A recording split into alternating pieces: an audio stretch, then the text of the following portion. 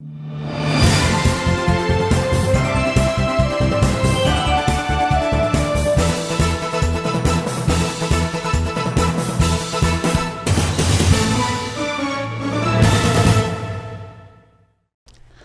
folks. Welcome to the show. Jack Chow, the normal Jack Chow, the everyday Jack Chow, except with my sunglasses on, with the show East West on GNE TV. Don't be surprised about my sunglasses. As I told you, of course, you've seen last summer the same thing happened. I had just this very little operation on the eye, which goes for the positive anyway. Just well, take it easy, nothing wrong, whatever, just for the little moment. This is the third day after operation. I'm still sensitive to light, and that is why. However, I have my audience to face, that's why I'm here. Yeah, you see the perfect man with the perfect look, except the sunglasses. I'm sorry for that. Okay, now, yes. The end of the year is drawing near, and we're almost finished by, well, within a week and, no, 2 weeks time of 2013. So if we look back of the year, there are lots of things we accomplished. There are lots we didn't. And you look forward, there's only much time, this little time left. So can we or can we not finish within time frame? So mostly talking about Congress, mostly talking about federal issues. So joining me is my good friend, Mr. Peter Choi, and political commentator and a reliable source of information. Welcome, Peter, to my show. Well, thank you, Jack. Always a pleasure to be here. And let me just say, your vision is a little impaired. My vision is fine. And I will tell you, the sunglasses, that's a good look for you. But after this, it's going to be perfect. Looking very cool. Yeah, very cool. Right. Looking very George Clooney. So, I'm sitting with George Clooney today. And we're going to be talking about all sorts of things. All right. Okay, good. All right, good. Let's see. Let's look ahead. Let's look ahead with perfect vision or even less perfect vision, right? About the time that we have left. Do you or do not realize that we have only 3 days, less than 3 days, working days, towards the end of the congressional year of 2013? Right. You, of course, mean that the congressional session will be ending shortly. Yeah, of course, right? By Friday, they're done. You and I and the rest of the people out there will be working all year long. Oh, yeah. But We're Congress a different story. has a very special schedule. We're a different story. Because we're working hard. Because we are their people. We are the people. Right? The people are working. Yeah. The people who are working. So my point is that within the 2.5 days of time remaining, we have more issues than we can resolve. They can resolve. For example, we have Obamacare, which we do not know even working or not.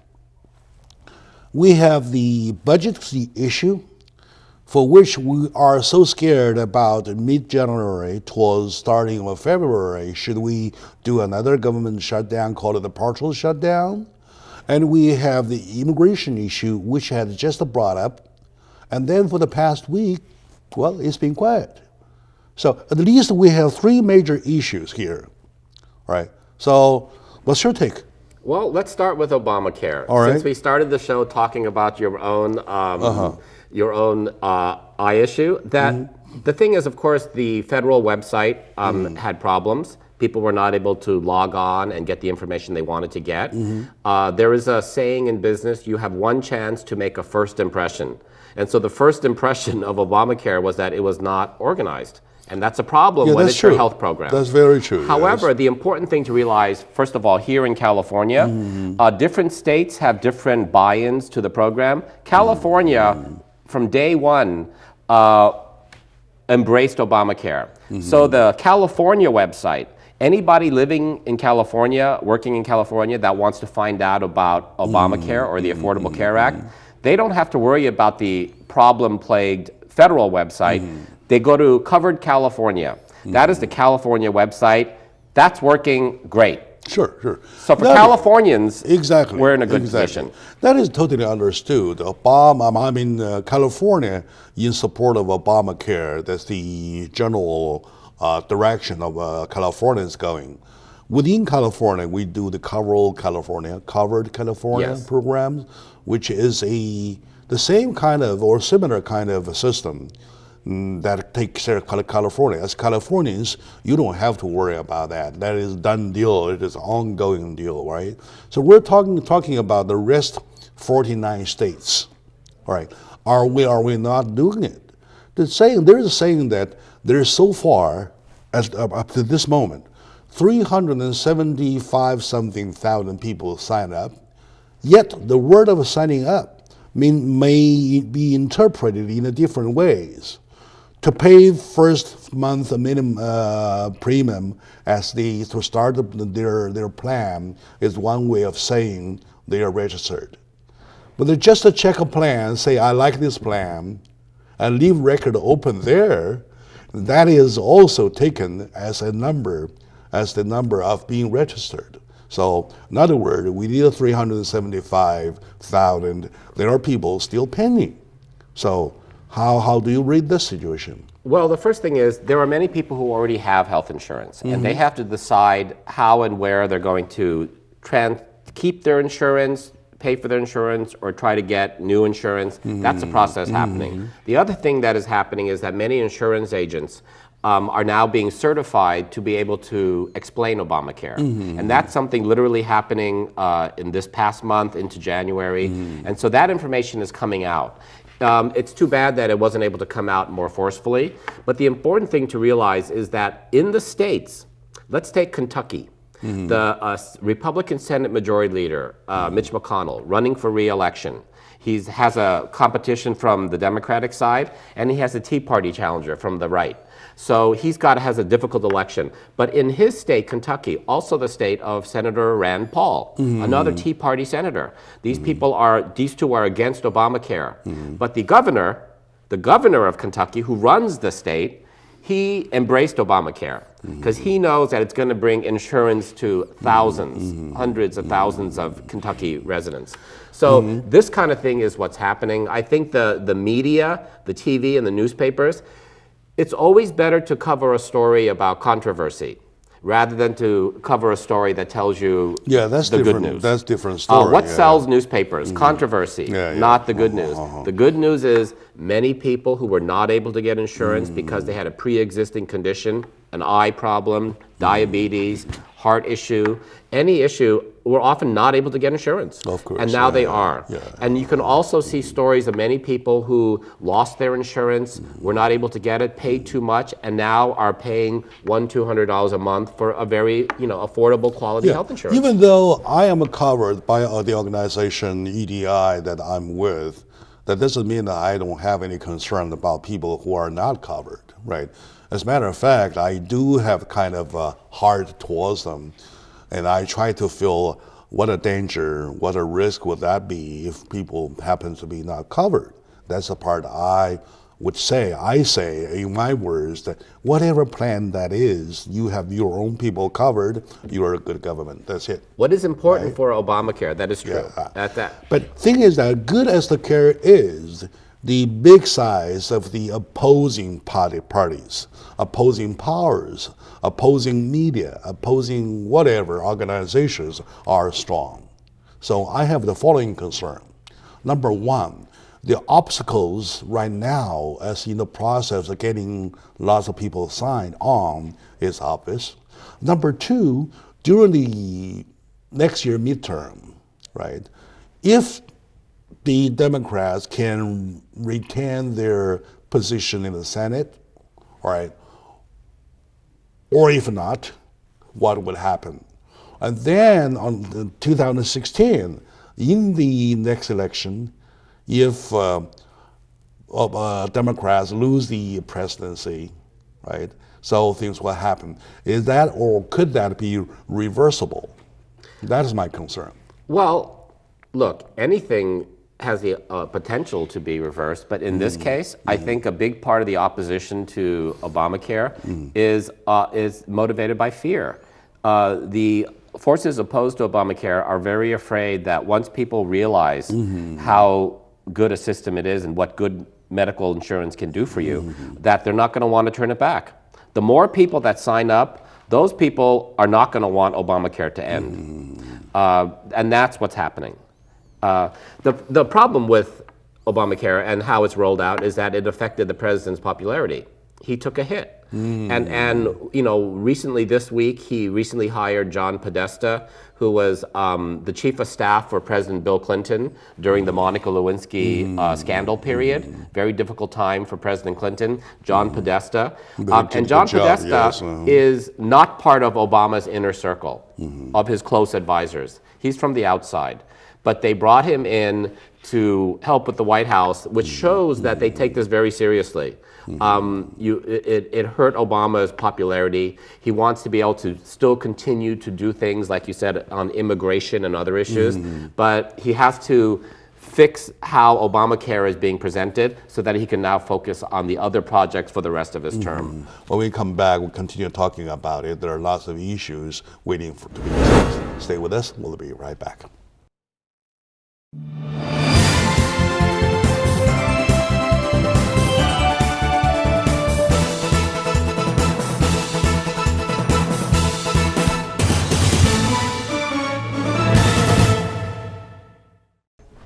Hello, my dear folks. Welcome back to the show. If you notice the difference on my face, of course, I explained in the first segment that a little surgical operation on the eye, which we'll see is bound to make my vision better, so don't worry about it. Just for the time being, I'm sensitive to the studio light, so that's why, all right? So nothing wrong, nothing to worry about it. And then you will see the East-West show on a day-to-day basis. That's what my promise is. Okay, now, back to the show. Today joining me is my good friend, Peter Choi, a political commentator, and also he is a reliable source of information that I call him. With him today, we're talking about within short time, this year's congressional year will end.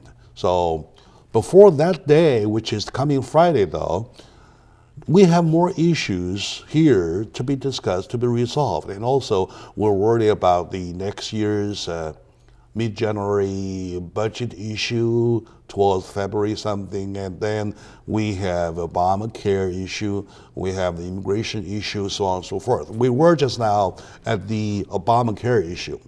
And let me really quickly say one thing. We were talking about how they need to get young people enrolled. Yeah. When you're young, and you know, we were young once, and when you're young, you can go out and drink until 4 a.m. and go to work the next day, and you can still work. As you get a little older, it affects you a little bit, and it's not as easy. Right, okay. But there's a sense of invincibility, and I think your recent eye operation is a good example of why health insurance is so important. Oh yeah, of course. Could you imagine? You don't realize it until you get sick. Once you're sick, absolutely. And I believe Nikki behind the camera is also suffering a little from the flu. When you're sick, you realize how your health is so important. Of course. Without good health, you can't do anything.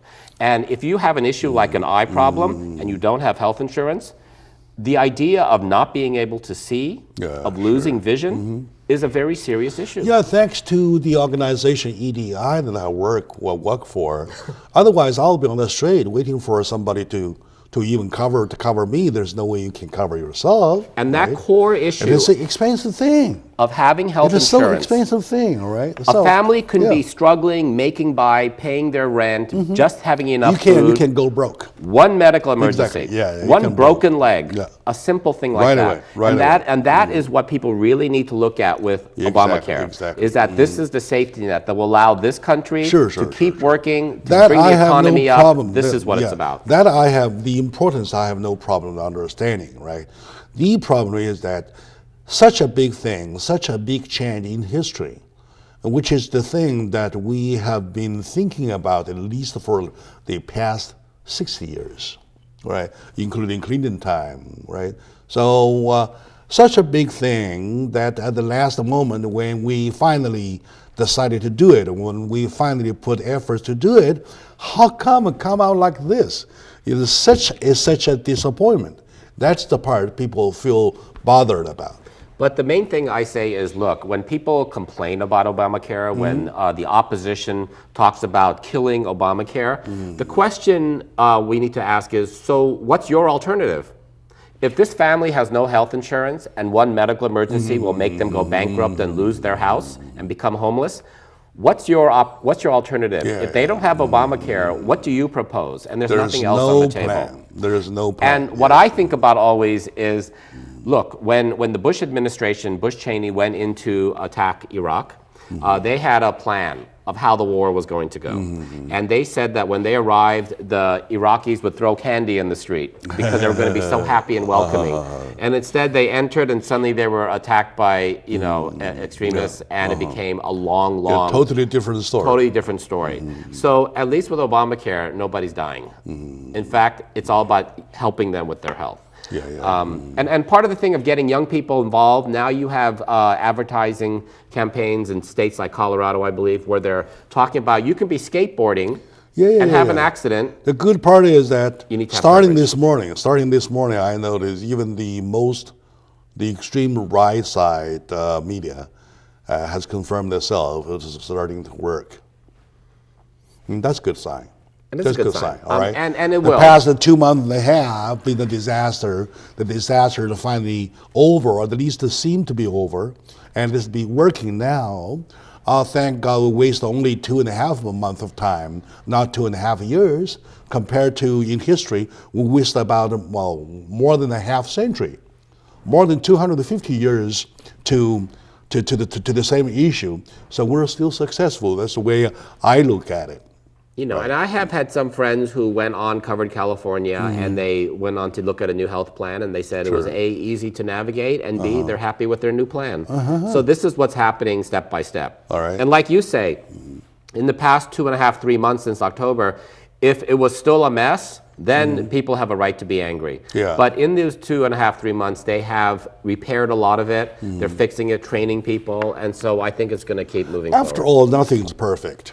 Nothing's perfect, right? And also, as you say, Congress has a short time. They have other issues they got to deal with. We got to now look at the budget. And I think for the budget is a big issue. It's a big, Let's talk about it. Considering we just had a shutdown. So, how can we do it? That's right. Well, the good news is that Paul Ryan, who was the past Republican vice presidential candidate, who's the congressional, one of the congressional leaders, he stepped in. He, working with Senator Murray, a Democrat from, I believe it's Vermont, they crafted together a compromise debt a budget solution. It's not a big solution. Doesn't address the big issues. It doesn't give either side the big. But it's still kicking the can down the road, though. The expectations are so low that just the fact that they have an agreement is like a cause for champagne, because what we just saw recently was that they couldn't even agree on the simple agreement.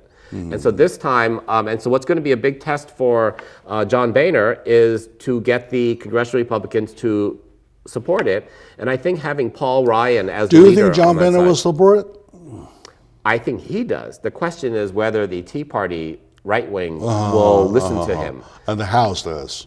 Right, and the House majority does, right? The Republican majority in the House. But even that being the case, though, you're still kicking the can down the road. There's no big solution right now. But even a minimum agreement that at least allows the government to continue through 2015 is better than no agreement and a shutdown again. I mean, and that's where the standard was. The expectation is so low that just having this agreement seems like it's a great success. In other words, you're saying that the debt ceiling will be lifted? Well, no, those things will have to be addressed. They did, as you say, kick a lot of cans down the road. I see what you're saying. Yes, of course. They kick a lot of things, but at least the government's not going to close. That's where we are. Yeah, originally we were supposed to meet with almost a deadlock, and then about mid-January towards the beginning of February, another one of this government shutdown, called it a partial shutdown. Even the partial shutdown is shut down. American reputation is hurt, and consumers are hurt. Everything's hurt, right? So now with this one, you think the House will support it? What if the House has a decision well, I know John Boehner, he himself is in the awkward position that he himself he has to submit to himself sometimes, right? So what if the House comes to a decision to go against it, to oppose it? I think that when they opposed it the last time and the government shut down, the Republican Party's approval rating went to the lowest ever. All the public opinion was against the Republican Party. They cannot risk that coming into the election. At least that shutdown was in the past. Many people have already forgotten about it. Now they're focused on Christmas. But if they were actually to oppose this agreement for the budget and have another shutdown or have another credit rating problem to upset the financial market, to get all that bad press would be very harmful to the Republicans at every election level in 2014.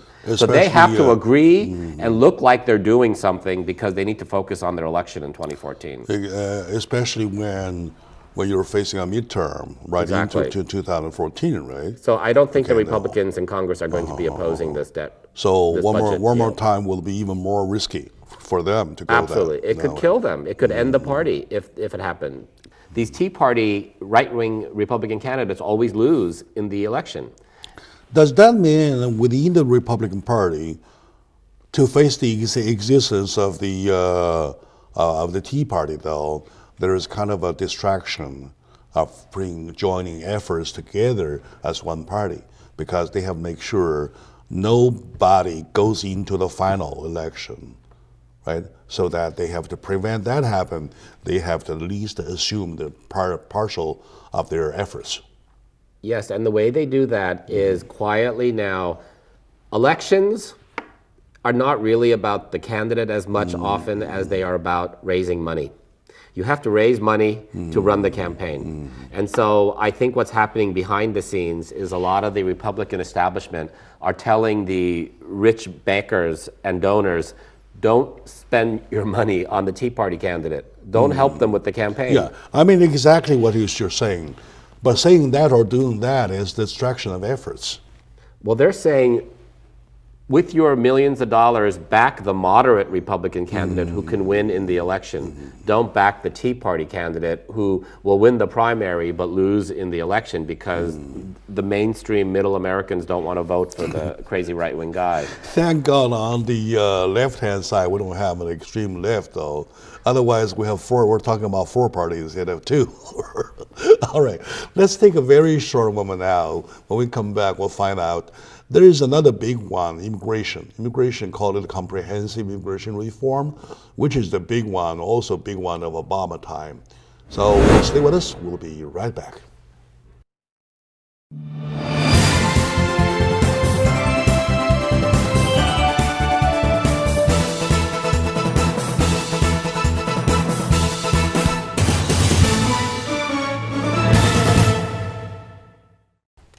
Hello, my dear friends, ladies and gentlemen, welcome to the show. In case you just turned on the TV, just find it strange on my face and about the sunglasses.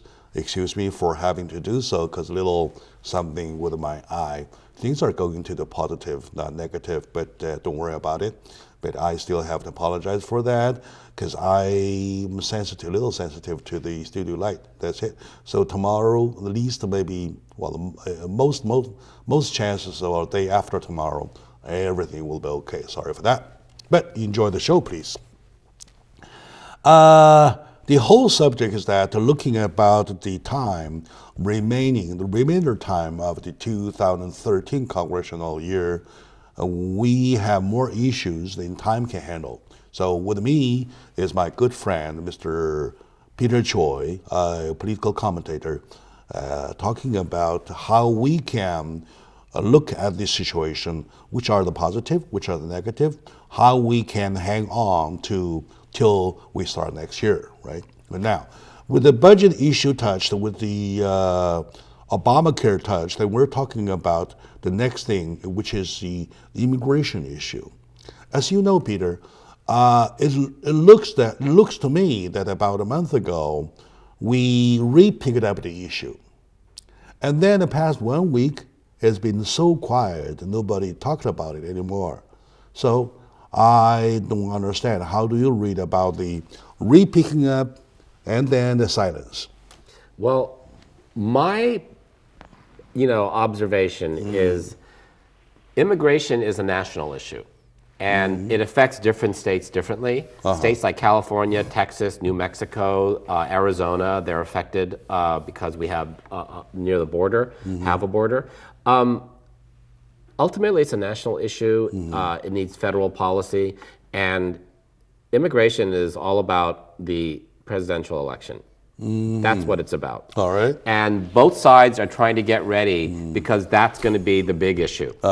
It's an issue that's very important to the Latino population, who often have very extended family ties, and it impacts them. And so Republicans not doing well with Latino voters, and that's the fastest growing segment. But they are improving themselves. They're But their improving quite a bit. Their hard right position on immigration lost them votes. And so they're addressing that. So I think going forward, as they start discussing immigration next year, because they're going to start talking about immigration in 2014, 2015, they're going to start working on the thing. You're going to have a lot of talk on both sides, and it's all about going into the presidential election. And that's going to be a big issue. In other because words, it's not gay marriage anymore. All right, okay. It's accepted. So what's the big issue? And it's going to be immigration. In other words, you're saying that it's not the big time yet. No, they're just getting their pieces ready for the discussion and the argument. But I think you're going to see that on the Republican side, a lot of the far right hard policies, they're going to bend a little. They're going to say, you got to be a little quiet here. And the Democrats, have to be careful not to overplay their hand. But I think it's an issue that's going to really reverberate in the presidential election. And not just Latinos, but also Asians. The Asian political voice is becoming very strong. Previously, in the past, Asians, whether you're Korean or Japanese or Chinese or Taiwanese or anything, tended to be very quiet politically. They focused more on work, on school, on their family, creating a life. Now you have many more Asians, Koreans, Chinese, etc., stepping up, running for political office, running for very high political office, and also many voters becoming more active. And immigration is an issue that's very important. In other words, time has changed. To the Chinese and Korean time has communities. Changed, right? Very often these Asian communities have strong family ties to their home country in Asia. There are many more immigrants coming in, even here, especially to the San Gabriel Valley. So this is an issue that is not just Latino through Mexico and Central America and South America, but also very important to the Asian population. And so that's why it's going to become a very big issue. Latinos, Asians, big voting bloc, becoming more active. You have here local Congress people like Judy Chu who are reaching a national profile. Nancy Pelosi recently appointed Judy Chu to the very important committees. And so you see that happening a lot. You see in the race for the California seats, you have names like Leland G., et cetera, who are rising to a prominent place. Exactly. And that's an exciting thing for you and me to see people that look like us in an elevated political position. I can exactly understand the urgency about this matter. Speaking of the urgency about this matter, though, there is a little confusion needs to be addressed. The confusion meaning, by that I mean, you have two problems. You have the existing 11 million people who are off the record. This is problem number one. And problem number two, which is often addressed by the people on the right-hand side, that you have a border to be secured even further, right? Now, the problem number one is the problem at hand right now. What are they going to do? They eat, they drink, they have to work, right? Every single day. They are there. And problem number two is a question, how you can secure the border, stop them from coming in anymore or further for future problems. Now at hand, now future, these two problems. How do you see the difference of the problem A and the problem B? Well, there are two different problems, obviously. And look, with the border, you can't you can build a wall, but if I want to break into a house, I will keep trying until I figure out how to break into the house. Even if you lock every window and door, I will figure out a way to get in somehow. Oh, these days they go tunnel already. That's right. But the thing They is, dig tunnel already, yeah. I think that, if I were on that kind of committee, I would say, look, let's look at the new technology. Now you have drones. Why do you need a wall when you can have drones flying over and aerial spying and see what's happening? You can have drones with infrared to spot moving bodies on the ground. You can cover a lot of territory with one drone flying. But if you have an army of drones, then that is a very simple way to police and catch people as they're trying to come across. But the fact is, why are people, especially from South and Central America, why are they coming across the border? Because there's jobs over here and there's no jobs over there. So part of it is with NAFTA and all these economic treaties, it's in the U.S. interest to help Mexico control their drug gang warfare, to bring their economy up. Central America as well.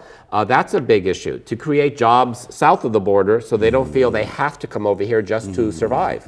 Now, when they're here and you have all these immigrants here working, look, and we've talked about this before. The existing problem. The existing problem. Yeah. Many of these jobs, first of all, people are here. This is a country of immigrants. Everybody here except the Native American Indians, everyone else is an immigrant.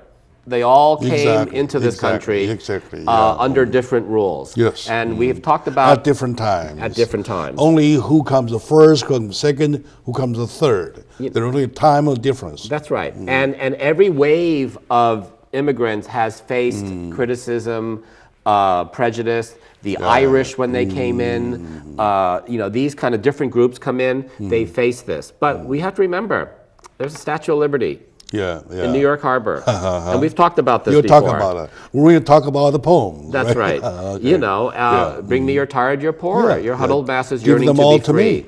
Isn't this why America is a great country? Yes. That black, white, Asian, Chinese, Jewish, Irish, all the people that were suffering in their countries. All human. They came here for what? The American dream. It's no different if you're from Mexico or Costa Rica. Land of opportunity. Land of opportunity. Now, of course, there has to be a way to come in and keep track of everything.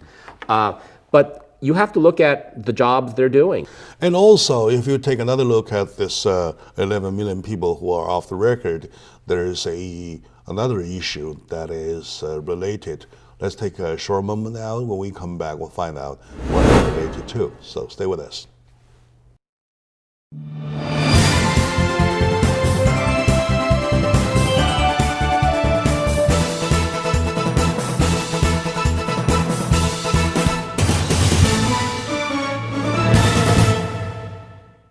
Hello, folks. Welcome back to the show, Jack Chow on East West with EG&E TV. Today we're talking about a little politics, the federal politics, and namely we're trying to touch the issues which remain unresolved, such as Obamacare, such as the budget, such as immigration. Right now we're talking about immigration issues. Joining me is my good friend Peter Choi, a political commentator, a good friend, trustworthy friend for a long time. And also to the community too. I know everybody knows him already. Now, we were at the point talking about what kind of danger, this problem of having 11 million people off the record accumulated there in the dark. So it tends to lead into a public security problem. Do you think so?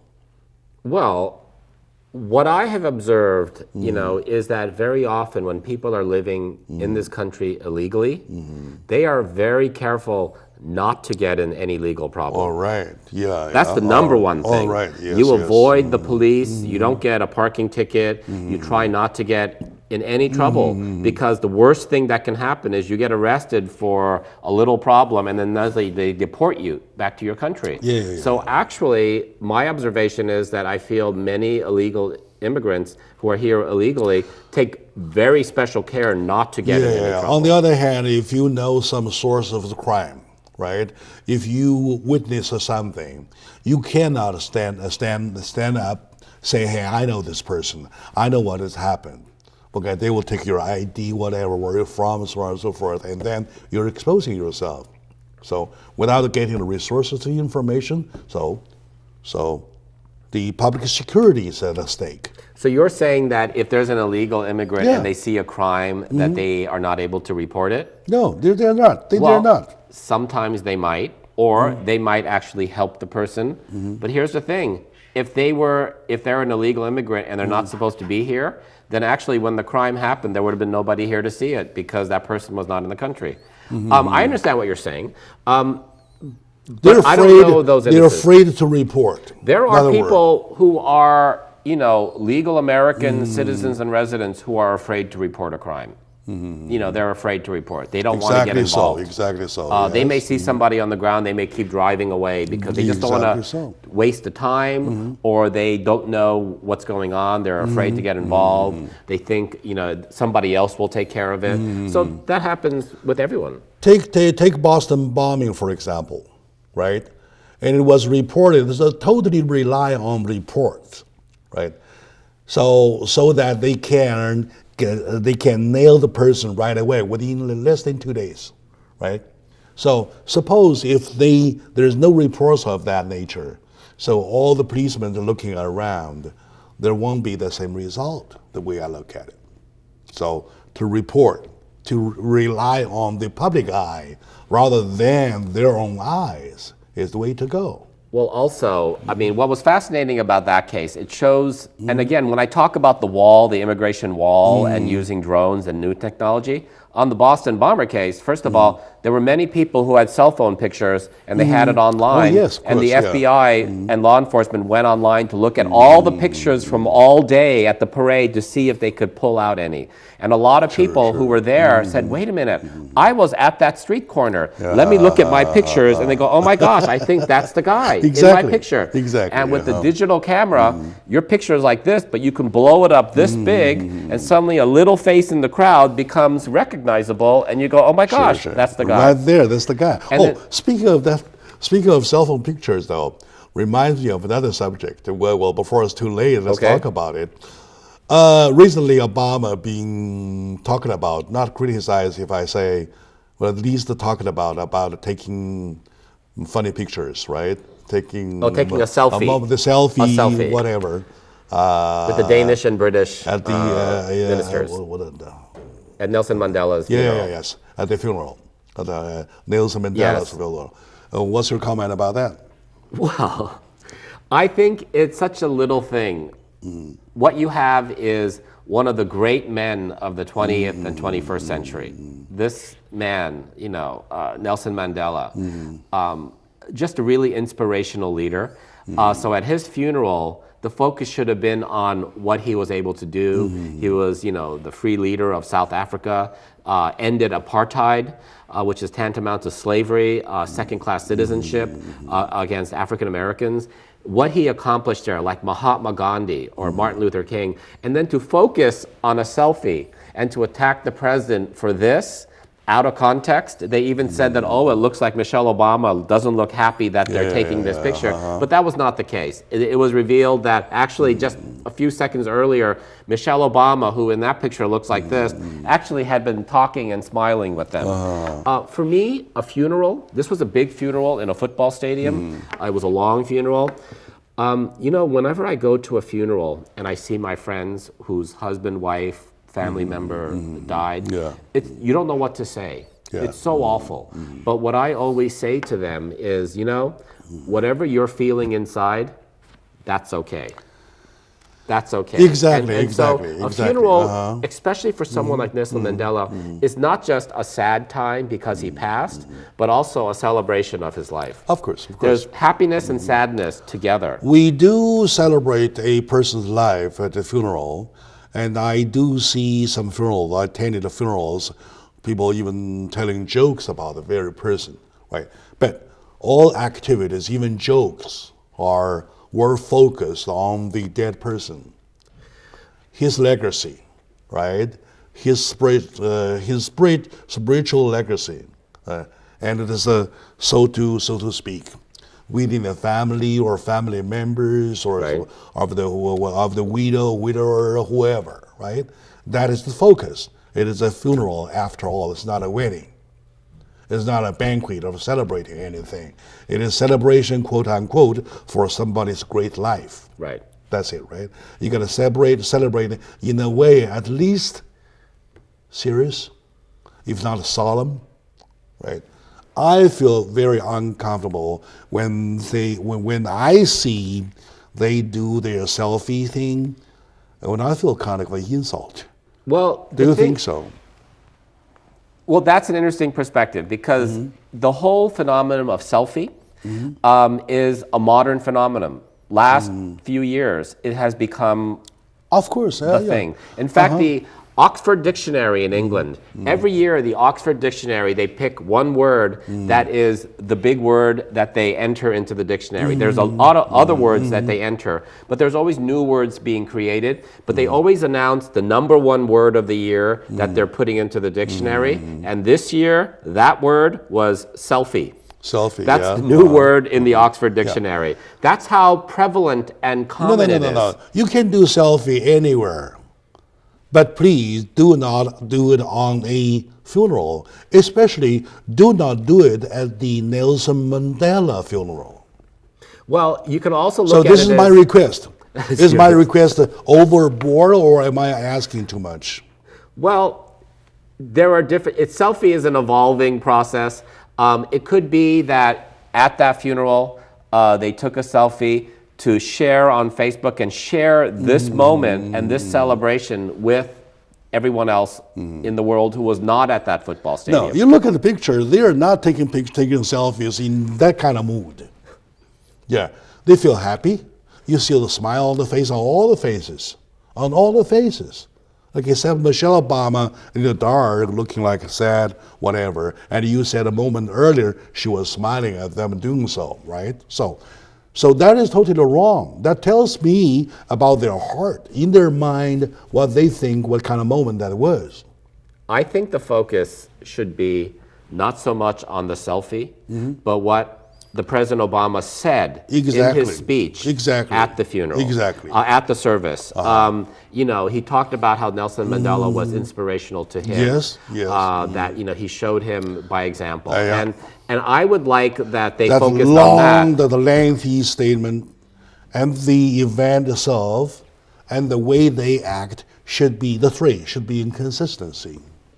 So, but what it shows is that everyone, including the leaders of England, Denmark, and the United States of America, they're all human. You can plan it carefully, but people do things that sometimes look silly, like take a selfie, and that suddenly becomes the top story, and all the other important things that are much more substantial. Honestly, if you check about the news this morning, though, you could say about 80 or 90% of Americans feel offended. That is such a great number. This is such a great number. There is a people on the left and there are people on the right, whichever, whatever you mention. There's men, there's a woman, there's old and young, but among them, at least 80 or 90% people feel offended. Our president shouldn't be acting like that, like a child. Well, that is like a child. That is one opinion. That is a a way 46, of looking at 48, 49. How old is he? A 50-year-old child. Yes, that's right. So you're what? You're the leader of the United States. You're the leader of the world, and that is a moment somebody passed away. Somebody as big as Nelson Mandela. But you are also at, you know, if you go to, think of the last funeral that you went to, and the wife and the children and the family and the brothers and sisters, they're very, very sad. They tend to be the most sad. Exactly. And then as you have guests and friends and other family, they're sitting there. But during the service, after the service, they're able to talk with people because they have processed this and they know that the person has passed on. Look, this is one moment out of a long ceremony.